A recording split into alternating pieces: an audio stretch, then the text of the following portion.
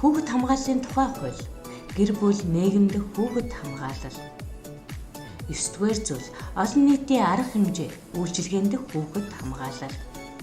Худалдаа, үйлчилгээ, соёлын үйл ажиллагаа, урлагийн тоглолт, арга хэмжээ, олон нийтийг хамарсан арга хэмжээ, чагсаал, цуглаан, замын хөдөлгөөн, хүүхэд оролцсон шалгалт, уралдаан тэмцээний үед хүүхдийг эрсдэл нөхцөл бүртгэгөөс урьдчилан сэргийлэх үүргийг зохион байгуулагч болон оролцогч талууд ханган ажиллана. Энэ зүйлийн 9-1 заасан арга хэмжээ үйлчилгээг зохион байгуулагч хууль захиргааны хэм хэмжээний акт гэрээ хэлэлцээр хүлээсэн үргээ биелүүлээгүй улмаас хүүхдийн амнаас эрүүл мэндэд хохирол учрах нөхцөл бүрдсэн эсвэл хохирол учирсан бол холбогдох хууль заасан хариуцлага хүлээнэ. Энэ хуулийн 9-1 заасан арга хэмжээ үйлчилгээний үед хүүхдийн эрх зөрчигдсөн гэж үзсэн хувь хүн хуулийн этгээд орон нутгийн хүүхэд гэр бүлийн асуудал эрхэлсэн байгууллага, албан тушаалтанд эсвэл цагдаагийн байгууллагад амаар болон бичгээр мэдэгдэнэ.